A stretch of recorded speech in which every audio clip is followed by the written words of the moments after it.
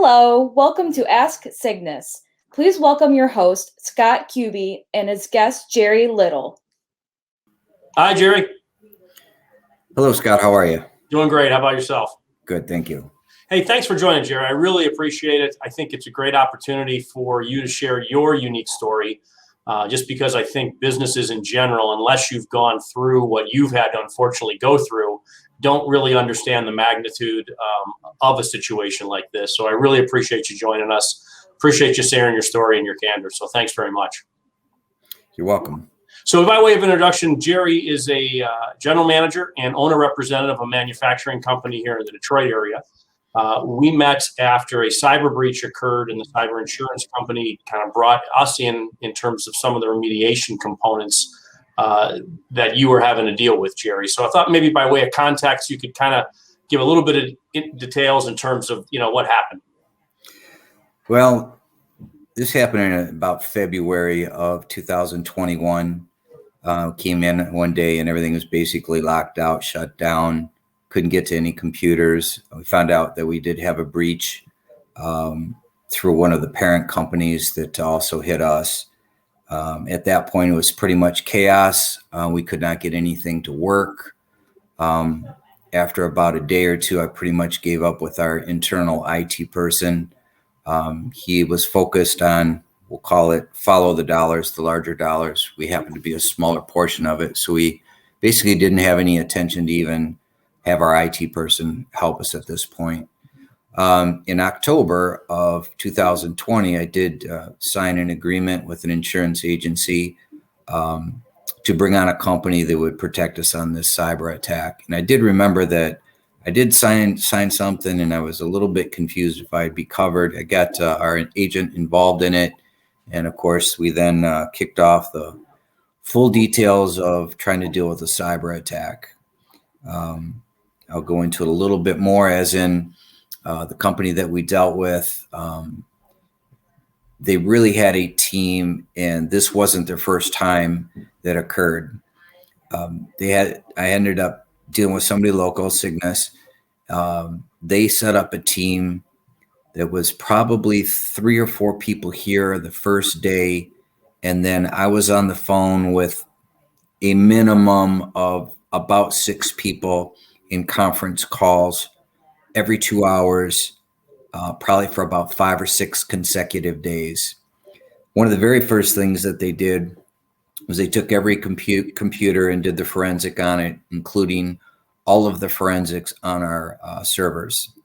As you may or may not know, it is a requirement that you do forensics when you've been hit on a cyber attack to see who you have to contact legally. If it's your customers, somebody may have a credit card, your vendors, anybody related. In most states, there is a law that's required that you have to notify them if there was a breach, and there is a process to go through on that. After the forensic was done, that was about a day or two. We had quite a few computers, and we still had some equipment that was down. We separated certain things. There was a domain breach. It was a similar domain that we were using, corporate's domain and our domain. Make a long story short, it ended up having the corporate company that got hit. They did not breach us technically. I did give it to the attorneys and lawyers to look at, and luckily we did not have to notify any of our suppliers, vendors, employees, payroll, or anybody. We have that in writing also, that wasn't necessary. To kind of get into a little bit more of how it was handled, it really was military style, and I have to compliment Cygnus on it. At first I thought, well, they're not going to want me in meetings. They're not going to want me there. They were open to me being in every single meeting, every single conversation that we had. I was basically sitting in. Understand, I'm not an IT person. I run a company. It's not my forte. I have a lot of other things that I have to be responsible for. So I learned something very, very quickly and had to get up to speed. And these guys really helped me to understand more in layman's terms of how to handle some of the issues that we had. I would say it was a good week before we actually got operational again. It was probably about 4 or 5 days limping along. probably a week before we can actually run some of our equipment. How long did it last? Well, it is October now, and it happened in February, and I still have some issues that I have to deal with just because of this. It is a lot easier dealing with somebody like Cygnus, which, by the way, I did bring on just because I felt more comfortable dealing with a team of people instead of one IT person. I will tell you that our IT person literally has stated, this is above my pay grade.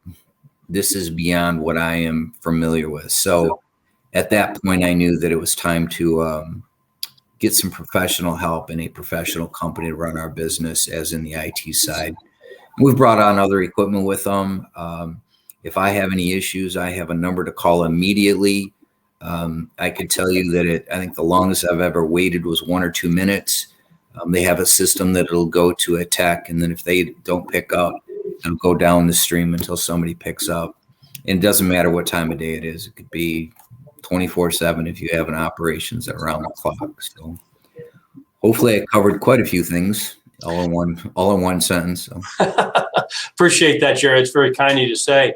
In terms of the breach, though, so obviously it went through kind of the parent company. Eventually, did you have data that got encrypted? There was a forensic on it, and there was some data that came back, and I looked at, I think there was probably a couple hundred pages of the hit, and I went through every line item to see if there was anything of concern. And I had myself look at it and one other person look at it, and there was nothing on our side that would have been even close to being a breach on our side. I then turned it over to the attorneys to make sure they were in agreement with them, and they were. Well, that's great. So obviously then it could have been much worse had you had a bunch of data encrypted and therefore contacting customers and vendors and employees and all that, right? Yes. Good. So, but that being said, obviously you're a manufacturing company. Are your guys' hours 8 to 5, 24/7? I forgot what your manufacturing time frame is, Jerry. We have people here anywhere from typically 5 o'clock in the morning till about 4:30, 5 o'clock in the evening. Okay. Anywhere from shipping to fabrication to office employees and administration staff. And that manufacturing then was interrupted for kind of what duration as you had to deal with this stuff? Oh, I would say a solid week at least. Probably went into, I would say, 5 consecutive days, because I was here about 15 to 16 hours a day for 7 days. And then after that, still on the following Monday, Tuesday, Wednesday, we were still dealing with some things. And then within a couple, I would say after 10 days, we were probably, I would say, 90% of being functional. Okay. That sounds painful then. Plus, I think you told me at one point that you had some data then that had to get rekeyed by some individuals on the team, right? Correct. Yes. And obviously you got to pay them. Was that regular time or overtime that you had to compensate some of those? All of our employees in the office really came to the plate. We ended up doing it during straight time, but there was some catch up time in the shop. Obviously being down for 7 to 10 days, I ended up paying a lot of overtime to get caught up. I would say that overtime lasted for about a month to just get caught up. Wow. It was a pretty big hit to try to get caught up. Obviously you have customers that, start making threats of canceling contracts, back charges, all the things you don't want to hear. Sure. And they really don't want to hear about your problems. Let's face it. They're not, that's the least of they have to run a company and they want material. So I will say this, that our customers, by communicating with them, were extremely good. They did work with us. We may have been able to manufacture some fittings and send it to them, and the piece of equipment we couldn't get running yet, we shipped that at a later date. So good. Did you lose any customers? I would say I probably had some orders that were getting ready to take, and they were diverted based on the concern that they didn't think we'd be up and running. I wouldn't say I lost any customers, but I definitely lost some orders. So you lost orders, but people just didn't leave and be gone Correct. Forever kind of thing. Well, that's good. That Yes. minimizes it. In terms of your time, because you articulated a little bit, if I can get back to that, Jerry, obviously, you're the guy typically running the company. more than a full-time job, and you're, you were working on this, almost sounds like kind of nonstop for the first week or so, but can you elaborate a little bit more on what that looked like for the first couple of weeks? And then even beyond that, how much of your time was kind of consumed by this, and all the different things that you had to deal with between, working with guys like us on the IT side, plus the attorneys and the insurance guys, and, I'm sure dealing with customers and suppliers and everything else. Well, I could tell you the team that Cygnus was here. I mean, obviously I had to be here every time Cygnus was here, and I would get here sometimes at 6:30 in the morning, and I would leave anywhere between 9 and 10 at night. The same with the Cygnus team. They were here just about that full duration. So I would say there was probably a lot of 15-hour days for at least 15, 16 hours for at least a week, including Saturday, Sunday. I think that we were here on a Friday, Saturday, Sunday, all through the week. Then Saturday, we probably only put in 12 hours, and then Sunday, probably another 10, and then back to 12 hours, 14 hours on Monday again. And then that Wednesday, it softened up where it was closer to 8 to 10 hours a day trying to get caught up. Any ramifications, just because obviously you're taking the things you normally do and kind of put those on the back burner while you deal with this, kind of almost literal fire, if you will? Well, I used to have a light beard. Now it's pretty gray, so I think it's turned a different shade of gray during that time. It's no sleep, 3-4 hours a night, dealing with customers, employees.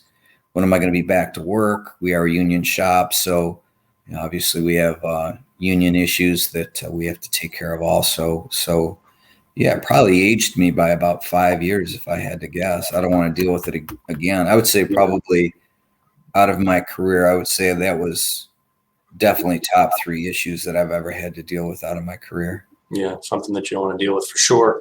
And then I know you had cyber insurance, so you were able to get some money back. Did that kind of cover everything for you guys, or were there gaps that just like it didn't cover for one reason or another, or just, I was very, very surprised on what they covered. Attorney fees were covered. Equipment was covered. I'm not afraid to announce it, we had a $5,000 deductible. That's basically all I spent. There was one issue with some Wi-Fi that I would say that our IT person had a home style Wi-Fi. Wasn't appropriate for commercial. That's the only thing that they did not cover. They literally wanted to put a commercial grade Wi-Fi in here, and that was the only thing. And I would guess that cost when we purchased it, we probably had $1,000 into it. I've elected not to have Wi-Fi at this time yet. I'm sure we'll bring it back on, but as you know, Wi-Fi is an area that can probably be one of the higher priorities of trying to breach something is with Wi-Fi. So if I don't have it, I feel a little bit more comfortable at this time. Yeah, it certainly expands the threat landscape. So it's just one of those things that's got to be done, prudently and securely. You're right. So it can't be just MacGyvering it and duct taping stuff together. It really increases your vulnerability if it's not done appropriately. Correct. What can you talk a little bit about? I know you and I talked briefly about the cyber insurance premiums and what occurred, after they gave you the big lump sum payment, and obviously you want to renew your insurance with that. What happened there? Well, like anything, you would think that after you have the top-notch system, that your insurance wouldn't go up. Well, that wasn't the case. It did go up. It went up 5 times as much as when I originally purchased it. And I'm not afraid to share this. I think when I purchased it in October, it was about $1,800 to $2,000. And I just renewed it. No, a year. A year. Okay. Which I could tell you is about the best bang for the buck. I mean, if you think about, if you have a vehicle, you're going to spend, $1,000, $2,000 on a vehicle that costs you $40,000, but yet you have insurance of a couple $1,000s that could protect a business that has revenue in the millions. So definitely a good bang for the buck. The drawback was it did go up quite a bit, even though I have every possible way of not getting breached. You know, you would think the insurance companies would realize that, but it went up triple. I'm probably around $11,500 now per year. I did renew it. I wouldn't take a chance again. I estimated, and the reason I could come up with this number is I did consult another company previous to using the insurance company that the corporate wanted me to use. And you know, literally you have a dollar amount that you could do up front, and you can have a dollar amount when it's an emergency. The emergency, you better figure about $350 to $450 an hour. Based on the hours that I tracked with, and I tried to do the best I could with Cygnus on how many hours they had. If I didn't have insurance, I would have anticipated probably 150,000 to 200,000 if I didn't have insurance. That's enough to, you know, not knowing the size of some companies, to literally bankrupt you if you don't have. For sure. No question. And you even have to pay a ransom. Some people have to pay a ransom, or, you know, have no means to get the data back, kind of thing as well. Correct. We did not pay a ransom, nor did our corporate office end up paying a ransom. Okay. I will say one thing out of this, which you know this, we had the same domain. That was divorced immediately. If you have a corporate company, all I can do is recommend that every branch has a separate domain. I would not take a chance. The reason I say that is you may be doing everything correctly, but you don't know what the other branches are doing. You know, who's surfing where, who's doing what. A breach is a breach. If you have one domain, they can get through and they can get to 5, 6, 7, 8 branches. I highly recommend divorcing it if possible. Yeah, it's good advice, Jerry. One of the things that I see quite a bit when I talk to executives like yourself is most of the people like you don't have an IT background. So they're relying on some individual within the organization or some, you know, company to some degree about where they stand. And oftentimes where their perception isn't lining up with reality. And cybersecurity is a great example. Because, you know, a lot of executives will be like, hey, you know, do we have protection? Do we have a firewall? And if the IT company says yes, you don't really have a lot of background knowledge in order to go deeper in those questions to really determine, hey, are we really secure to the point that I want to be? So, you know, how would you talk about, you know, how do you make sure that, to your point, like the domains is one aspect of that, but it can get so technical, so deep, so fast. How do you make sure that you understand where you're at so that the risk that you've got is one that you're okay with? I mean, obviously you do have to depend on your IT people. I would say when it occurred in a conversation, by the way, I had a great IT person. He was a really good guy. He really tried to jump in and help us. It just was over his head. And I would say in my opinion, at that time, prior to the hit, I thought, you know, our firewall, we're 98%, you know, where we should be. I wasn't really concerned about it. Of course, trusting people around me. The problem is you don't know the level of the IT person around you. And they may believe that they are in that 98%. And I'll use words by various people that once Cygnus got involved in it, and that they are not, you know, a company that is going to belittle somebody else's ability. Okay. But when I ask a question, where's my IT guy in the scheme of the thing of, you know, the knowledge where he has? And it was rated at about a 3 level, which actually a 3 level probably going into Cygnus would be more of a tech guy, lower end scale, not the caliber that you guys have. So even the person that we were using, I don't think he was up to date where he should be.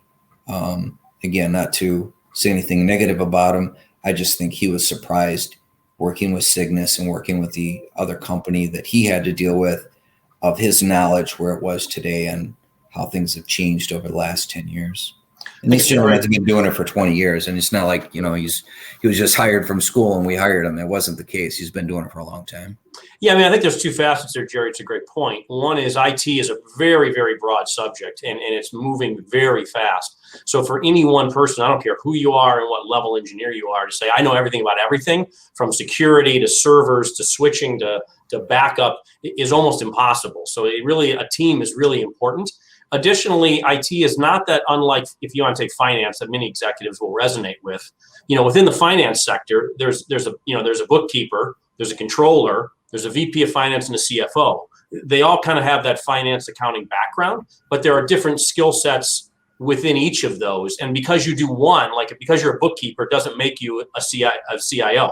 It doesn't mean that you're bad at what you do. It's just oftentimes, I think in IT, we've got an IT, individual, and it's expected that he or she often kind of runs the gamut both this way sometimes, as well as breadth. And that really puts a person in a very difficult spot to try and, do all the things that individual would need to do. I agree. The team that you guys sent in, I was very impressed. I mean, it was over obviously you sent in a high caliber person and a couple of techs. But on the most part, everybody was extremely knowledgeable on being able to deal with things. And I think it was a good experience too. I think in every attack, you guys learn more and more about attacks, right? So the people you have right now, because they've gone through an attack, they're definitely more knowledgeable on what to look for. They're all great guys. I mean, the team that's here, I have no bad words to say. They always keep me informed on what was going on. Even after the fact, when I hired you guys, as in, I felt comfortable that, number one, you guys are straight shooters. You give me a quote, you honor the quote, you try to get as close as you can. I mean, obviously there's a lot of unknowns and some things, extra projects that we do, but typically you're pretty close. I appreciate that, Jerry. Yeah, it's a pleasure working with you and your team. What advice would you give to other, business executives and owners about, cybersecurity and or anything that's surrounding this kind of thing? Well, I would think, as in some owners, they all may think that they're protected. They have this firewall, and they're probably about as knowledgeable as I am about firewalls. They really don't know a whole lot about it.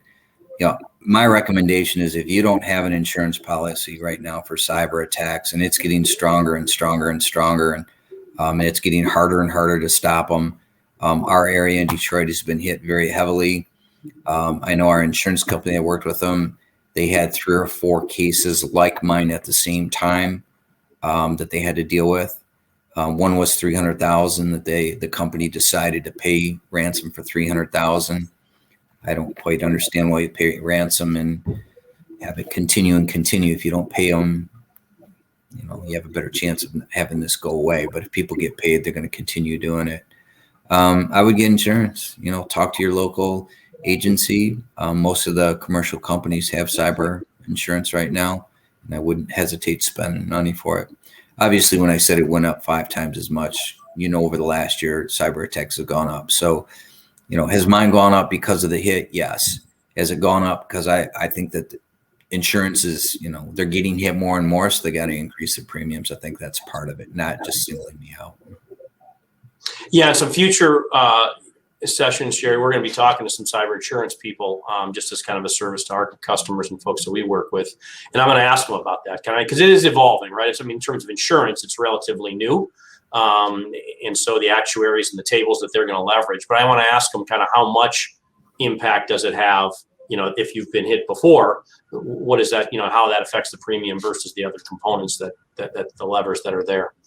I do want to elaborate. October was the first year that I ever bought cyber insurance. And it was 3 months later that I got hit. So, maybe everything was in line to trigger me to do it. But I've talked to a lot of other companies since then, and just about every company that I've talked to, they will state, yeah, we picked it up. Yeah, we have cyber insurance. Yeah, we wouldn't run our business without it. I mean, it is part of the business that you should really seriously consider having. Yeah, I appreciate that. I mean, I think it's one of those things as an executive or owner where you've got to really understand your position in terms of how can we minimize the risk. You never can be 100% sure, like anything, but what can we put in, understand where you're at, what can you do, decide, as a business, what kind of spend and risk I'm willing to accept. What recoverability do we have in terms of backups? Similar kind of concept there. And then to your point, what level of insurance makes the most amount of sense for me? And I think it's important to kind of understand where you're at, what the alternatives are, because too often I think, especially in IT, because it gets pretty technical, people are where they are by default rather than by design. And it's a tough conversation for a lot of executives, because if you don't have an IT background, or if you don't have somebody willing to kind of walk you through those things, it's almost like me going to work on my car. When they tell me the Afghanistan is broken, my next question is, how much is that going to cost, and how quickly can we get that fixed? Because I really have no basis to ask another question. So Right. It's really important to have that basis of knowledge and understand those things, I think, so that you can be responsible within that aspect of your business. Because as you saw, when IT goes down, like everything else is so dependent on it these days that everything else goes down. Yeah, I would definitely agree with that. The other thing is, obviously you have to bring your IT people in, but, check your IT people. If you're not knowledgeable enough, bring a third party in. Yep. Say, look, where do we stand? Where are we at on this? Let's face it, if you spend, and I'm just throwing some numbers out there, $50,000, $60,000 an IT person, and you think you're top notch, you're probably not. The way I'm set up right now, I probably have, $10,000, $50,000 people at my, that can help me. And I've got, some higher end people that, at your level that I can also lean on, but I'm literally paying for one person at that lower cost. I mean, it is not, when you look at it in a bigger picture, you definitely get more bang for your buck with using a company and having all kinds of people, different calibers, than just having one IT person on staff. And by the way, I mean, I get on the phone and, I got you on a hot button, I hit the button and somebody picks up. If I'm at home here or wherever, I've never encountered not being able to talk to somebody. So. Well, we appreciate that, Jerry. Appreciate your business, and really thanks again for your candor and being willing to come on and share your story. It's interesting with these kinds of things. You talk more and more with people when there's like a direct correlation. I was at another customer yesterday, and he's got kind of a peer group, and one of the members of his peer group had been hit, and it's just been more and more common. But when it's a scenario where someone then he's very astute and very concerned about cybersecurity and all the different pieces of that, versus when it's several, things removed, if you will. So hopefully we're, kind of serving this as a means for people to bridge that gap a bit, hear your story, understand it, and hopefully take some preventative measures. So they don't have to go through what you went through, because as you said, it's top 3 over a pretty decent sized career. And nobody really wants to go through that if they can avoid it. Scott, the reason I did this. One is I'm not getting any discounts from you. I'm not doing anything. There's not anything on there. I have not preempted and read a whole bunch of stuff. I'm not reading off of anything. I'm literally doing this for you for one reason, is I don't want any owner. I deal with a lot of owners to deal with that, what I had to do. I would be more than happy to spend a half hour, 45 minutes helping you and helping others than remotely having you go through this. It is just not worth the aggravation. It's high, very, very high end of something that an owner does not want to deal with. Yeah. Well, I appreciate it. I can't, nothing more I can say on that, Jerry. Thanks again for joining us. Again, we appreciate your business, appreciate your candor. I hope you have a terrific weekend. Thanks so much. Thank you. You take care. Hope I can help. Bye. Bye-bye.